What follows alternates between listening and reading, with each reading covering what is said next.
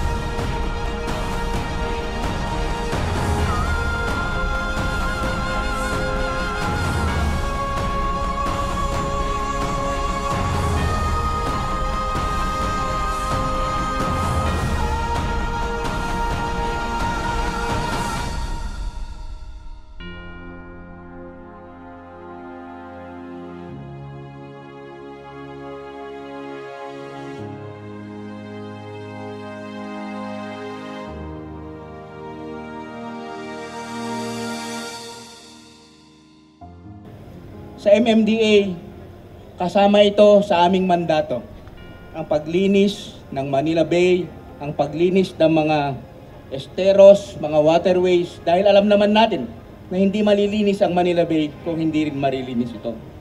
Pero ngayon nga, nakakatuwa, nandito tayo sama-sama, tulong-tulong. At sa ngayon, ako ay naniniwala na walang dahilan upang hindi tayo magtagumpay. At sama-sama nating harapin at isulong ang ating misyon, ang hamon ng paglinis, ang ibalik ang kalinisan, kaayusan at kagandahan ng ating mahal na Manila Bay. In the history of the Philippines, para magkaroon po tayo ng isang programa para linisin ang Manila Bay. So, on behalf of the DPWH, nais ko lang i-announce na kami po ay mag-allocate ng mga heavy equipments. For the first time po, gagamit po kami na mag-procure po kami ng trash skimmer. Ito po ang bagong technology na walang gagawin kundi maglinis, mag-collect ng garbage. Ito po ay full-time. I-assign po natin sa Manila Bay. This is the first time in history na magkakaroon tayo ng ganong karaming heavy equipments and new technologies para sa Manila Bay, solely allocated for Manila Bay. But now, we are facing another battle.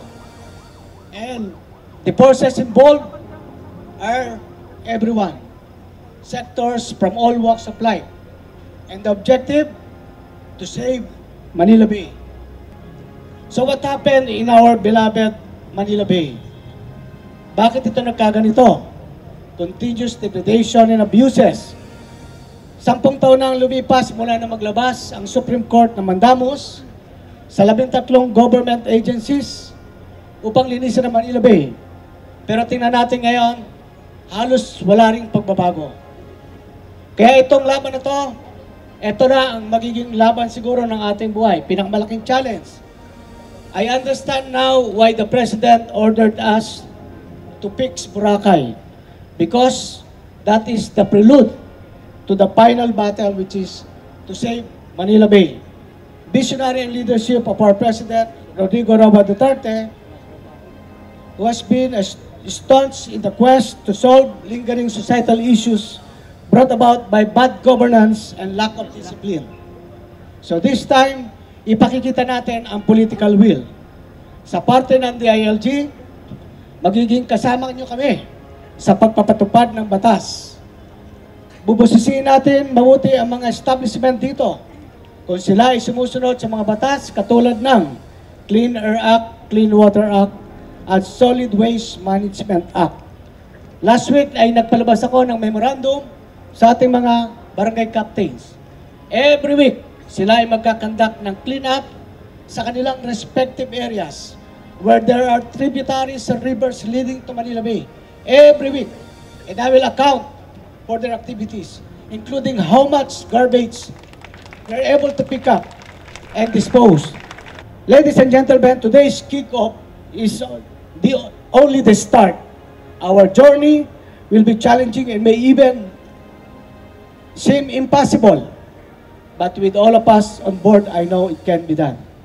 Let us therefore make history by restoring the glory of Manila Bay, because this will be our greatest gift to the future generations. Mabuhay po tayong lahat! On behalf of the Department of Tourism, nasaan po mga tiga-DOT? Dinadaan na lang sa lakas ng boses. Allow me to express my sincerest gratitude to DNR Secretary led by Sec. Roy Simatu. Palakpakan po natin. For spearheading the cleanup of Manila Bay. We would also like to thank everyone who have been part of this Manila Bay Rehabilitation Project for the great work that you have done so far in organizing this noble and worthy undertaking. The DOT is once again excited to work alongside the same agencies who successfully rehabilitated Manila Bay. The same agencies are also currently rehabilitating top tourist sites such as El Nido, ang dami na po, Panglao, soon Siargao, Coron, at ngayon po Manila Bay. We are also happy that more and more agencies from both the public and private sector are joining and supporting the government's initiatives to preserve our wonderful destinations. Today, we are here to clean up and rehabilitate Manila Bay and restore it to its former glory as a historic water landmark. The DOT will work on the following successful Boracay model or policy of no compliance to DILG and DER, no DOT accreditation, thus no opening for business. We believe that the Boracay experience has become an effective template and speedy route to aligning to the path of sustainable tourism.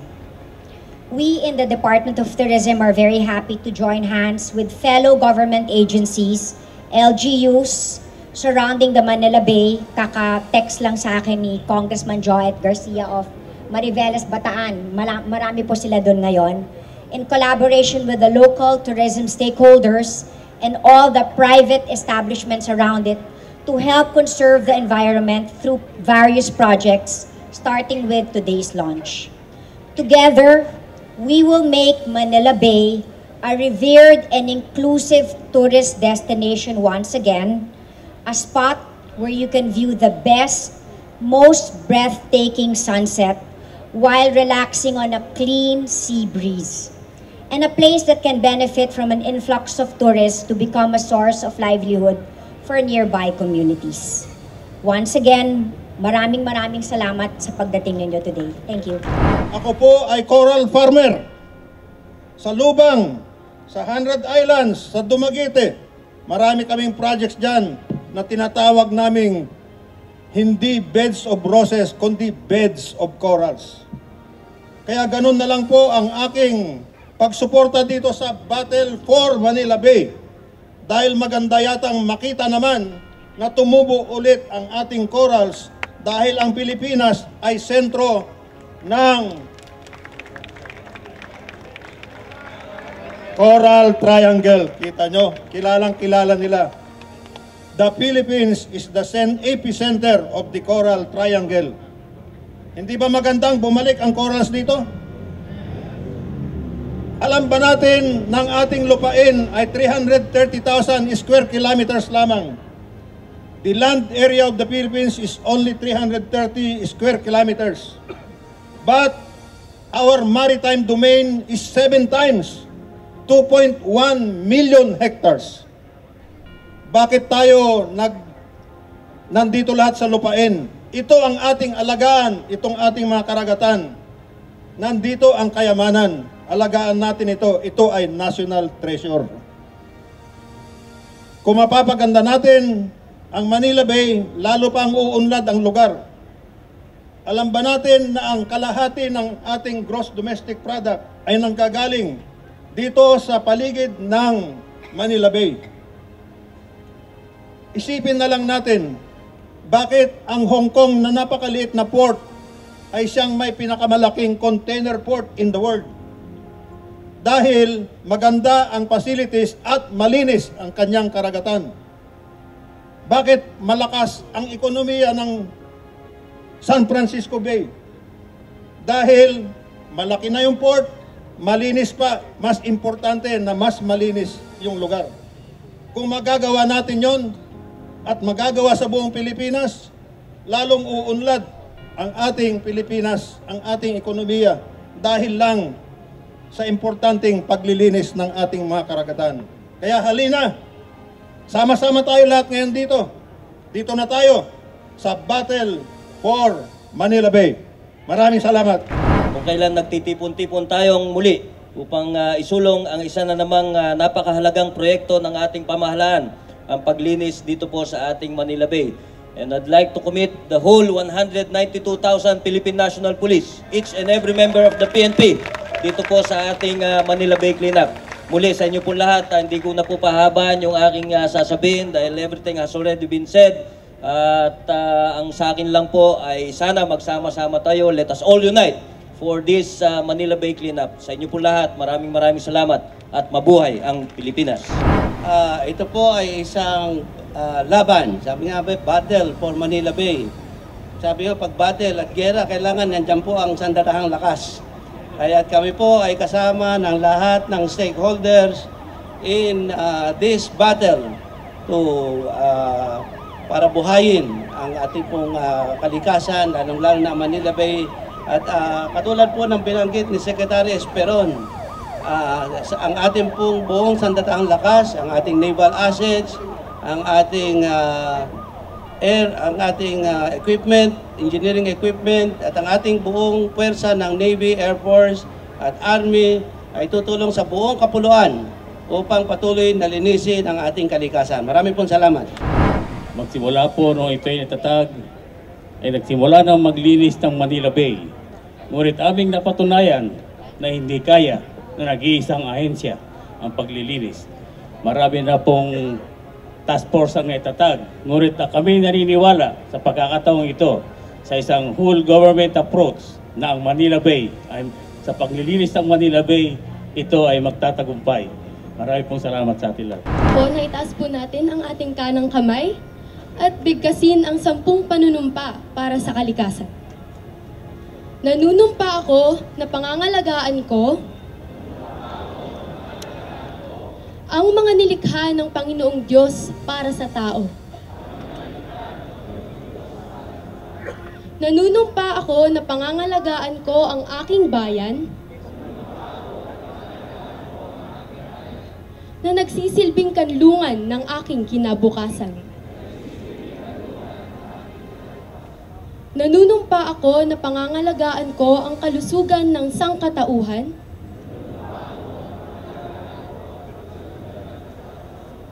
sa pamamagitan ng pangangalaga ng ating kalikasan. Nanunumpa ako na pananatilihin kong malinis ang aking kapaligiran bilang responsibilidad ko sa sambayanan. Nanunumpa ako na aking hihimukin ang aking buong pamilya, kamag-anak, kaibigan at kapitbahay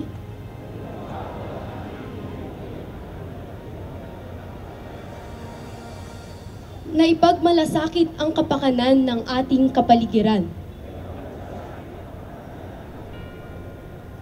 Nanunumpa ako na aking igagalang at susundin ang mga batas na nangangalaga sa ating kalikasan. Nanunumpa ako na pangangalagaan ko ang mga katubigan na nagbibigay buhay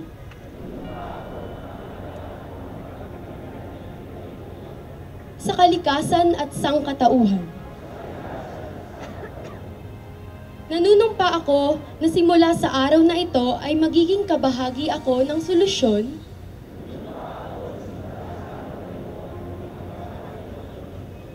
sa tumitinding problema sa polusyon at basura ng aking bayan.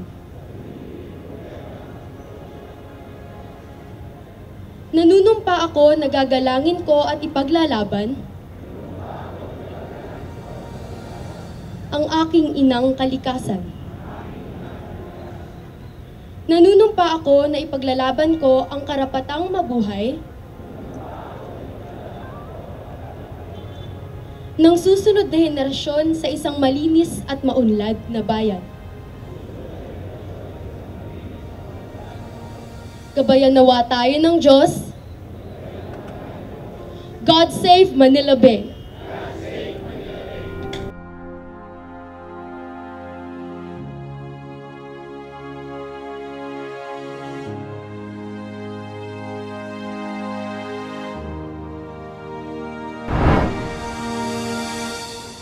I was deeply overwhelmed by what I've seen today. It is an emotional sight of people walking together, hand in hand, expressing our solidarity. The huge number of people from different government agencies, non-government organizations, private sectors, and even foreigners manifest political will and commitment to save and protect our environment. This is not only the responsibility of the government, but this is a responsibility of every individual, whether you're a Filipino or even a foreigner. The moment you set foot in our beloved country, you need to take care of our environment for the welfare of our future generation. Today, we will be making another history in Manila Bay with simultaneous action from Bulacan, Pampanga, Bataan, and Cavite. These are in the coastal towns, provinces of Manila Bay, 192 kilometers coastline. We will launch the biggest battle of them all, not against any invaders, but against decades of environmental abuse upon this jewel of our historical heritage, the Manila Bay. Nang simulan natin ang Boracay, marami ang nagsabing imposible. Nang marinig ko ito, lalong lumakas ang loob ko. Posible naman pala. Ngayon, Manila Bay naman. Cleaning up Manila Bay is a challenge to each and every one of us. And I consider this as the greatest challenge of them all. Kasama ba kayo sa challenge na ito? Yes! Ulitin ko, kasama ba namin kayo sa challenge na ito?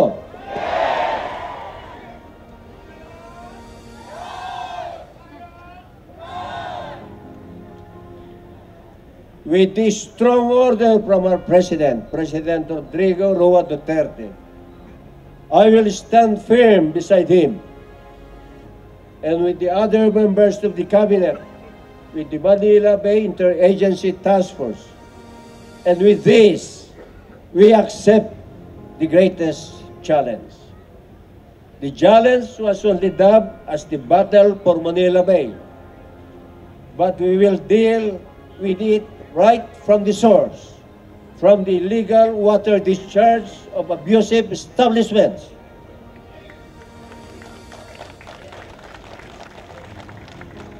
Down to the waterways, creeks and rivers that lead to Manila Bay. We cannot afford to prolong this cleanup activity because it has been long neglected.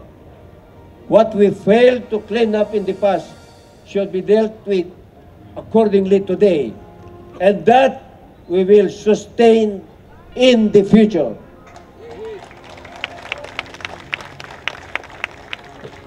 Mga kaibigan, tinanong ako ng media noon kung ano ang pinakamahirap sa clean-up rehabilitation na ito ng Manila Bay. Ang pinakamahirap ay paano ma-sustain pagkatapos malinisan ito. Yan po pinakamahirap ma-sustain. Ang sana ma-sustain at balik natin yung ating magandang kultura noon. Bakit malinis noon? Bakit hindi na ngayon?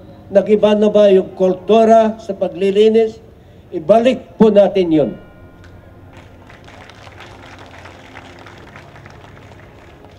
Laws, we have all the laws, including the Supreme Court mandamos. People, we have all the people. But it is our heart, puso, it is our passion to save Manila Bay that will serve us our best weapon in accomplishing this daunting task. Manila Bay is not a lost cause. With the commitment and determination of every individual to do his share in this rehabilitation, there is no doubt that we will win this battle.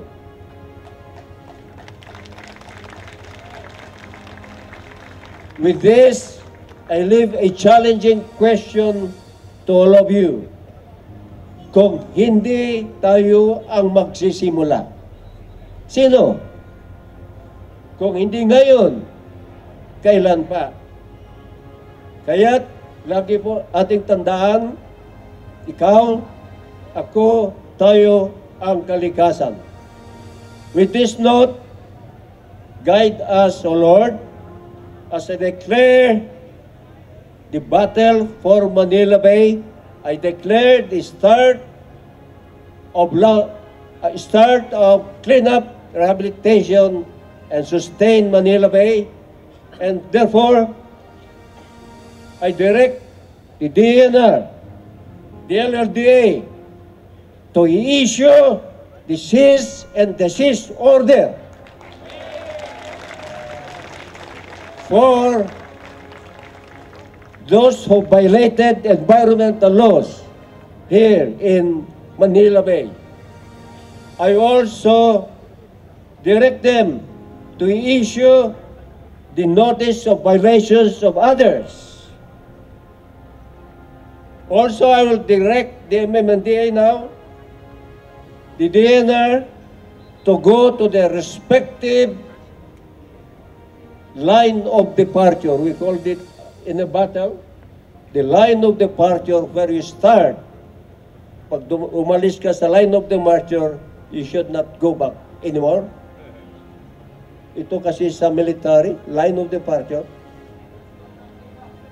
There's no turning back. You start cleaning these 3 esteros or outfall from the area in the U.S. Embassy to the Manila Yacht Club. That is 1.5 kilometers with 3 outfalls. Ang gagawin natin, itong 3 outfalls, we will connect these 3 outfalls into one and make that only 1 outfall right there in this esteros. Magiging wala ng 2 outfalls dyan. Dito na lahat. Lilinisin natin yung esteros na esteros. Esteros de Bat. Di dyan sa may esteros na papunta sa Manila Zoo. Lilinisin natin ngayon umaga. Titignan rin natin pag-abot doon ang 75 informal settlers. Puntahan natin doon. Sabihin natin na kayo ang unang aalis dito. Paghanap tayo kung saan kayo pupunta, Tanungin namin kayo kung saan, kung gusto pa niyong umuwi sa inyong probinsya, susuportahan namin kayo. But, dapat umalis kasi kayo rito because nakatayo na po sila sa Esteros mismo. Nakatira na sila Esteros mismo. Kaya nga naman, yung Esteros na yan, ginawa namin ground zero kasi yan ang pinakamalakas, pinakamaraming dumi. Ang coliform level po dyan is 1.3 billion. 1.3 billion. Kaya pagdarating dito, kaya nga dito noon was 330 million coliform level dito sa beach na ito. Babawasan po natin yan. Ibawasan natin hanggat nasa standard para makalangoy uli ang mga taong gustong lumangoy dito.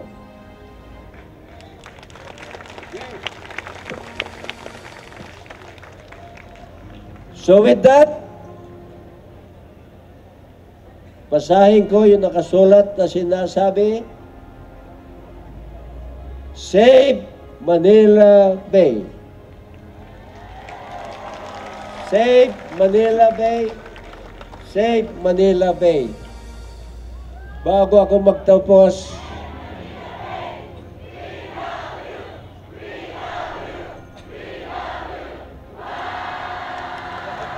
thank you, thank you. Unscripted yan, ha? Alam, unscripted. Thank you, thank you. Kung halimbawa tinitignan tayo ng Manila Bay, ano kayang itsura niya ngayon? Kung tao ang Manila Bay. Nakangiti yan. Tumitingin sa atin. Sabi niya, ay salamat. Pinakinggan ninyo kami. I respond to you, Manila Bay. We will clean you. Maraming salamat. Oh, salamat.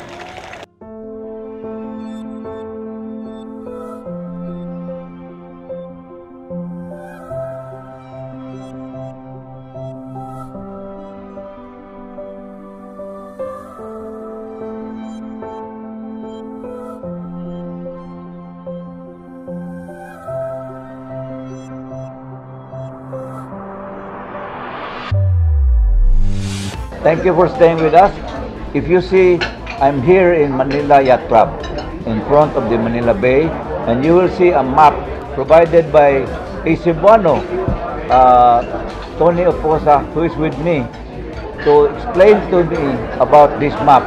And so, Tony, welcome once again to Straight from the Sky. And I'll tell you, Tony Oposa filed the case against the Supreme Court in the Supreme Court in the Supreme Court against many 13 government offices that did not clean up Manila Bay, and the Supreme Court gave a mandamus order to 13 government agencies, which actually in 2008 December they did not obey, and so they did not obey until this time with Duterte cleaning up Boracay. He was able to have what Tony Oposa fought in the Justice Puno's court won for Manila. So Ton, may buntag diha. May buntag ninyong tanan, may buntag ninyo diha mga Bisaya. Well, i-explain na ko no. Yeah. Mauni siya ay mapas Pilipinas. Nga mo ni siya giingon sa mga scientifico, nga mo ni labing bahandianon, labing dato nga dagat sa tibuok kalibutan. Kanang PUA, mo na ginganlan nila Center of the Center of Marine Biodiversity on Earth. Nya dili ang Pilipino mo nang hambog ana, ang mga scientifico gikan sa uban nasod. Unya tanawa ng ibabaw. Mo na Manila Bay. Mo na labing dato nga dagat sa tibuok kalibutan. Unya unsa may atong gibuhat ana, atong gihimong basurahan, unya atong gihimong labayanan sa atong mga hugaw sa tao. Gihimo na tong inuduro. Pastilan. Magbuhat ag karong adlaw, pasalamat ta sa DNR, sa DILG ug sa uban mga members ng cabinet ug kang Bisaya na usa sa bisdak nga sinungdigong nga mao siya mo'y busing ron.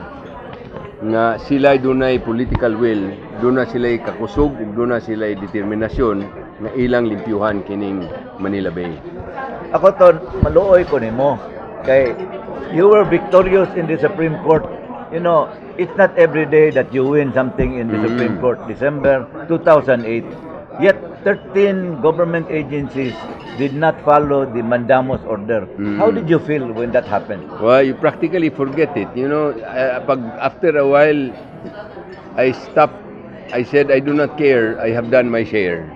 Mamati mo sa dili, basta naan na. Unya, pero doon naman ko'y mga batan-o ng mga abogado nga nagsugod na og panlihok na gusto to do something about it. So, hinay-hinay, pero it had to take a resurgence of interest ni Bobby Joseph ug ni Bobit Avila nga mao'y nagtambol.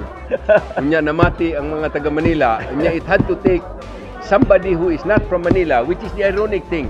It had to take a Cebuano, duha sa Cebuano, and it had to take a Bisaya nga naa sa Malacanang ron. Ngayon, hoy, panlimpyo mo. Dili taga Manila, mo'y nagpalimpyo. Tinood yun ton. Di ba? Tinood. Ako, in fact, I came from Cebu, and Bobby invited me to come for the what you call launching of the cleanup of Manila Bay, and I asked Bobby Joseph, please bring Tony Oposa because I want to interview him, and I'm very happy Tony is here in Manila Yacht Club because he also had a medical problem for 2 years, but he is okay. Just like me, I had a medical problem for 2 years. Now I'm okay. So Ton, so, akong ingon ining bagong unsa may narrative. imong kuan? Sige, continue. Kini imbis na magstorya tag balaod, istorya lang tag sugilanon. Ang sugilanon ni adto was that gitagaan tag labing bahandianon nga dagat sa kalibutan. Unya atong gihugaw-hugawan sa Binisaya pa. Sa Tinagalog pa, ang ating yamang dagat ay ating binastos, binaboy, nilapastangan, sinalaula, ug sa Binisaya pa, gihugaw-hugawan ug ipanamas-tamasan. So, maunay sugilanon ni adto. Pero makasaysayan kining adlaw karon nga maayo ni aka Bobit kay this is the story of a new awakening. Nagmata na ang Pilipino. We have awakened nga mauday ni atong gibuhat niadto. Unya we all woke up early. We all walk together and we all are working together for the cleaning of Manila Bay. It is time nga karon mauni ang bagong narrative na to nga we have finally awakened, and let this be the new and happy story of us Filipinos, shoulder to shoulder, in the spirit of Bayanihan, take a walk for a strong, serious, and most important, sustained action. This is the new story of hope. Mao kini usa ka sugilanon sa paglaom. Nga duna di ay paglaom ning atong nasod ug magkauban-uban lang tang tanan. Kana bayang Bayanihan is a beautiful Filipino word. It is composed of two other words. Bayan, which means community and cooperation. Bayani, which means hero. Bayanihan is cooperative heroism. Why bida na to? Salamat sa DNR, salamat sa DILG, ug sa ilang bossing nga Bisaya for their political will nga ilatang gitapok ng tanan. Pero mas dakong salamat to each and every Filipino nga karon nagmata and will now take acts of enlightened citizenship to be the change that we want to see. Ang kausaban dili magsugod sa presidente, dili magsugod sa kongreso. Ang tanan kausaban magsugod sa atong kaugalingon. Kunya, pero ug tabangan nato ug way tabang ang gobyerno bisag magtuwad tuali ang gobyerno ug dili tabangan natong mga tao, wa sila mahimo. They can do nothing. But when the people get our act together, there is nothing that we cannot do. Yes, the power of the people is more powerful than the people in power. Daghang na bagyapon negative minds bitaw ton. Kay mga ingon man sila nga ako na kay Istorya na Duterte hadlok silang Duterte kay kani Duterte na political will. He might replace you out of the if you're a secretary of a government agencies, and then but then Duterte signed a 7-year clean-up of Manila Bay. What do you have to say about that? Well, you know, let this be not the story of the DNR, nor the story of the people in power today. Nor is it about you, nor is it about them, nor is it about me or you. It is, we are all passing through. Lumalabay lang tantanan. Bisang kana sila, lumalabay lang tantanan. There is no limit to what we can achieve when we do not care who gets the credit. Emperors come and go. Empires rise and fall. But the story lives forever. Let the story be about all the Filipinos walking together, waking together, and working together for a purpose that is greater than ourselves. Let that story be heard around the world. Ang tanan mga tao sa gobyerno lumalabay na sila, pero ug ang kausaban magagikan sa atong kaugalingon, ang kausaban mahitabo sa sod sa atong kinabuhi.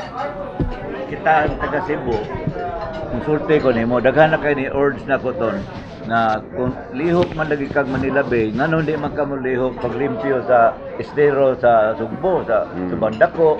Pero ano yung ko, gusto kay kumubuhatan na. Pero ang problema is how to prove that the government is sincere. Mao na. And you know, we saw that sincerity in cleaning up of Boracay. And now we are in Manila Bay. Yung na ko Manila Bay, kay para nako importante masang Manila Bay. Mao. No? So karon ang humana ni Manila Bay lihok na tag Subo. Tinuod na, Bob. You know, Manto Manila, a prophet is never a prophet in his own town. Way mamati ni mo Cebu. Correct. Pero ang kinigong Manila Bay is simbolo kini sa atong pagpasipala sa atong kadagatan. It is a symbol of how we have abused our seas. Let this now be a symbol of how we will restore it to the beauty, to its former beauty, bounty, and glory. Ug mabuhat ni sa Manila Bay, way rason nga dili magkarag-karag ang uban nga mga lungsod nga og nabuhat gani sa Manila Bay nga purting hugawa, unsa pa ka nang ila.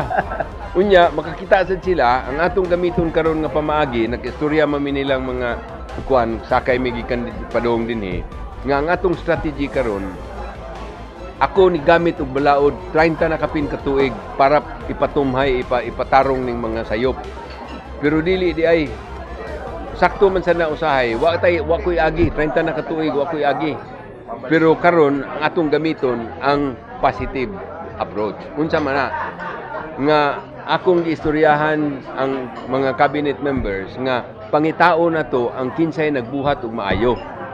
Ato silang ipasundayag ug ato mag-hold kita og recognition ceremony karong United Nations World Environment Day June 5 didto sa Puhon sa Heroes Hall sa Malacañang.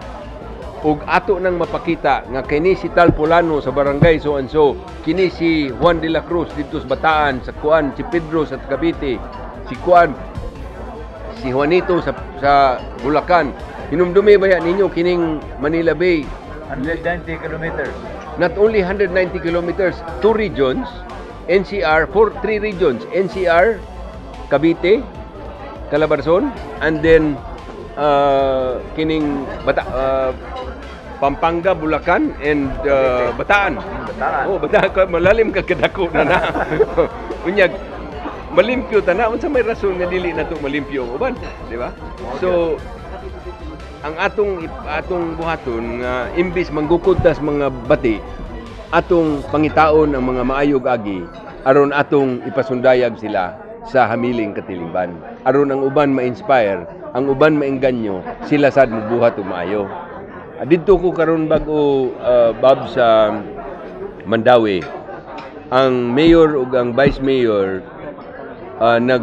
nag-sponsor sila na ng International River Summit. Correct. Ila ko nung liho ko ng kanang Butuanon River. Kumayo na, congratulations. Ako silang gipakpakan ug ako pa silang gitagaan ug paagi unsaon to hasten the process.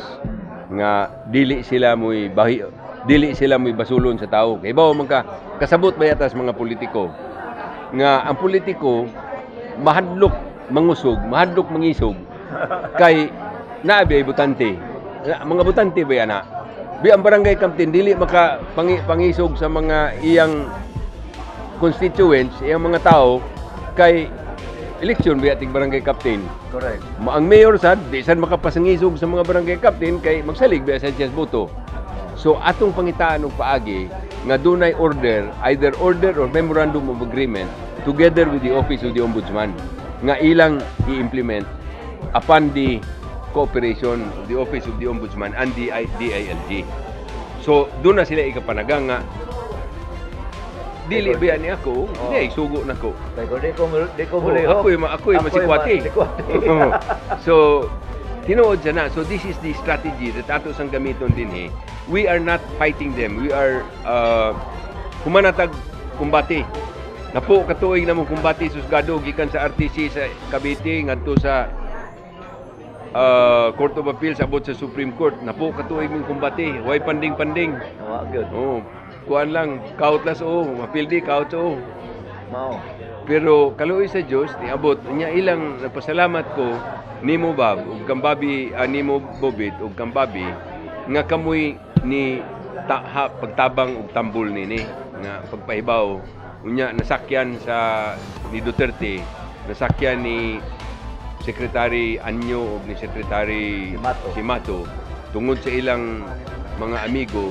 Siya mo hapit mag-cabinet meeting na itong kumplito na itong kaganiya. Tibuong kabinete dito. So, makapanlimbaw sa balihibo, una-hunaon nga niadtong 20 years ago, gipile na akong kasuhan 1999, January 29. 2 days short karon. January 27 maron. So 20 ka tuig, maayong niya patas kalibutan, makakita ta nga di pa man limpyo pero isugda na. Tininood na ni. Di na pre sa una. Unya, congratulations sa DNR kay iyang na-mobilize ang tibuok gikan sa Bataan, Pampanga, Bulacan, Metro Manila, all the way to Cavite. Dungan-dungan ang tanan. It also shows what can happen ug dunalay political will ug dunalang gyud pagpangusog ang mga naa sa posisyon. Magpasalamat sa Supreme Court sa panahon ni Puno. Ni Renato Puno. Kay ni hatag sila sa imo. Namati sila. Namati na nimo.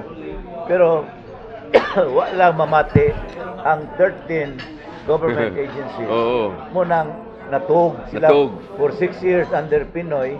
Why gibuhat niya paglihok ni Duterte sa Boracay, din na sila ka-realize na mahimo di ay. Mahimo di buhaton di ni. So na revitalize tanan, and that's why I'm happy that Tony Oposa is here, because when we show this in Cebu, we will see that ang Cebuanos ba nagmaestro. Nagmaestro skiat din So it's only the Cebuanos moving and the rest of Manila has followed. So Ton, thank you. Daghang salamat ninyo, Bob. Daghang salamat.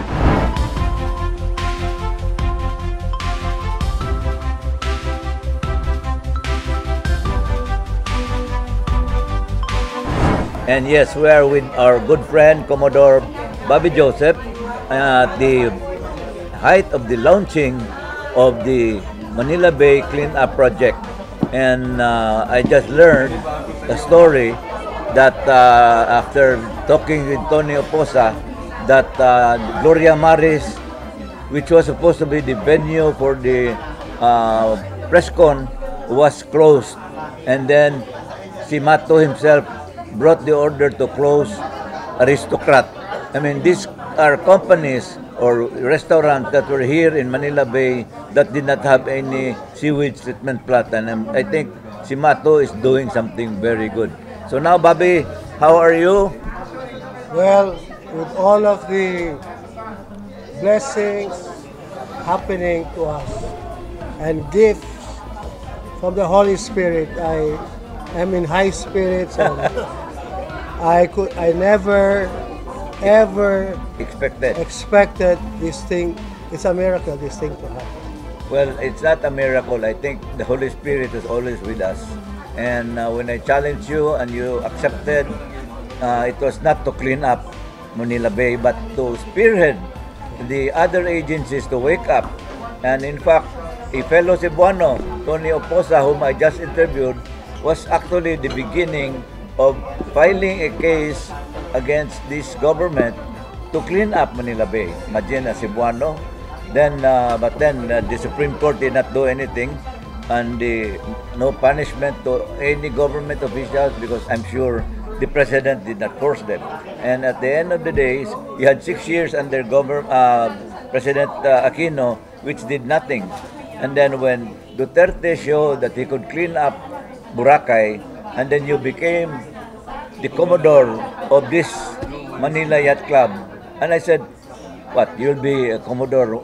What will you do, a commodore? I mean, what kind of advocacy? Wala. So sabi ko, Bob, I'll challenge you. Spearhead, do not clean, but spearhead the cleanup of Manila Bay. And you accepted my challenge. Yes. And we are here today at the opening of this cleanup project. Yes. And it has already started here. Yeah. So, you know, this is really such a special day, Thanksgiving Day for me. But when I saw, even for Secretary Simato recognizing us, so I said, wow. And this is already happening, and all the big guns in government are all there. Yeah, parang mag-cabinet meeting sila, pwede. The only guy missing is Duterte, but I'm sure he's in Davao ngayon. No? And so we had maybe 10,000 people. That was a big march. No? I mean, you know, I think the people from Manila have awakened. Because Tony Oposa told me that ikaw, Bobit, ikaw nagtambul, para kang you awakened everybody with your articles. But I said, no, it was you. Yeah, but you know, it was a victory for him to be in the Supreme Court and given the mandamus order. But again, nobody obeyed that order. And even the Supreme Court now under Midas Marquez is planning to come up with some kind of a punishment for people who do not obey the Supreme Court. That's just something positive. Yeah, and I would look forward to meet, hope we can make an arrangement to meet Midas Marquez. I look up to him, you know. Well, you know, I asked Tony Oposa, the order came when, Chief Justice Puno was the Chief of Justice. Then after that, followed by Corona. But again, when President Aquino became president, he removed the Chief Justice and put in Lourdes Sereno. But at the end of the day, when Duterte became president, Sereno became irrelevant. So things have moved politically. But this is not politics, Bob, because, you know, Tony was right. Those government officials who were there making those speeches, they're good for 3 years if they don't get fired. This project approved by the President Duterte is 7 years.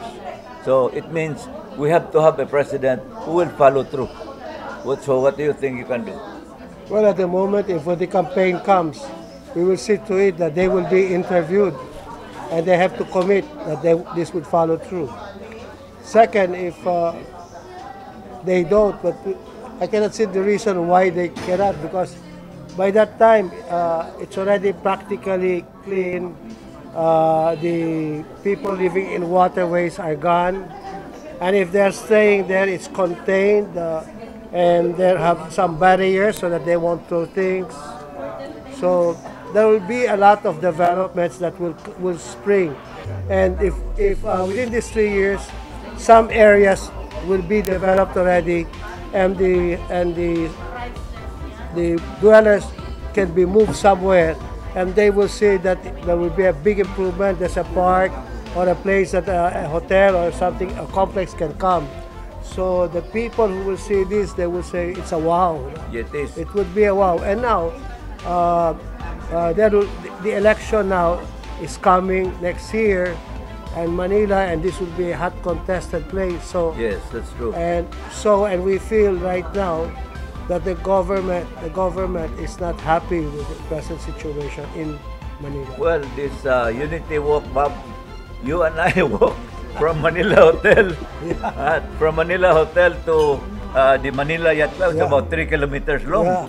That was a very long walk. Yeah. For me, I did this for Manila Bay, but also for the Philippines. Yeah. And I did this for you because you really spearheaded this. And your act of spearheading the 13 mandamos government agencies for me was the what you call that broke the camel's back. Thank you so much. Thank you. And so the Manila Yacht Club itself supports this, and your Rotary Club of Manila supports this. And what we will be doing is, I'm setting up cleaning a new office and repainting it. And I would like to make that, we will finance it to put a staff that they can be contacted so that in case of any issues that they see among because we would like the entire Rotary Club to go and support this movement, because saving Manila Bay is the start of saving other provinces. Correct. Yes. So with that, and there is a monitoring that will happen, and we have access directly to the DNR Secretary, I think because we have now more work after spearheading. You know, Correct. Ayun, we would have educational programs that will come in. Yeah, you see, you're not actually doing the cleaning itself, but you're doing, like, for instance, educating our students. For me, that's a huge part because tama si Mato, sabi niya, we're not doing this for ourselves. We're doing this for the next generation. Yes, And that and the next next generation must be a clean generation. In fact, in one of my columns in Freeman for the Sinulog, and I said, what's your Sinulog going to be? Sabi ko, why don't you make sure that you don't throw your trash during the Sinulog? And would you believe, Bob, after the Sinulog, the big news was that the trash was almost like 40% or 30% reduced. Wow, very good. I mean, for me, that's already a beginning, a good beginning, that people listen. And that people understand that you cannot throw trash into the road. You must keep your trash. So maybe we have to look for some other avenues where we can help. And like I already made mention to one of the undersecretaries of the DOT, that since the entire Quirino and Luneta, all of this is under their jurisdiction, if they can consider reviewing that they will be putting big trash cans for the wet and for the dry in Luneta, because 500,000 to 1 million people go there on a weekend. So if they would now learn to put their trash in, so Manila can save money. The reason in fact I asked that years ago, why are there no trash cans in the Baywalk? And the answer that Mayor Lim at that time gave me was that the problem with the Filipinos, they make a trash can into a garbage bin, into a whole garbage trash area. And I go, no, I think that's normal. When they see something like that, no, ang problema is nobody picks it up. It's an implementation problem. If you don't clean it up, the trash of the people will go, just like the CR. The CR, I use the CR also. There are what you call temporary CRs. Why don't you put a CR that's what you call mobile, so that it's easy to put them in trailers, then to move them, clean them, bring them back. And that is one way we can do something about Manila Bay. Yeah, we can set up. Okay, I know a friend whose business is that, so I will see to it that. That's why now both of us have now a lot of work to do. that is something that I thought when you spearhead, you can now relax. Hindi. Wala, because, you know, I got people coming to help from Australia, United States, 2 Japanese, 1 Korean, one Filipino who is a doctor. He has a doctorate in marine biology, and this one who wants to help. He's retired but wants to help, meaning that the equipment that they're using, but what will happen, the casing or the platform can all be made here, and it will be very, very cheap. So something that will cost perhaps $1,500 to $2,000 US dollars. It will cost 38,000. Cheap. And that can be used, because if that thing with the boat, they'll have to put two. The boat is going around and it's already cleaning. Yeah. And so there are a lot of technologies right now. So yeah, you just open YouTube, you can get those technologies. And you know, Bob, before you became Commodore of Manila Yacht Club, people like me who are not members of Manila Yacht Club, we always look at Manila Yacht Club as high-end, very high-end, that they're not part of the community. But under you, people now say, oh, ito pala Yacht Club, they can also be part of us. And you have done something that the Yacht Club has not done for how many years. So that is a good congratulations for you, Bob. And I think today is just the beginning.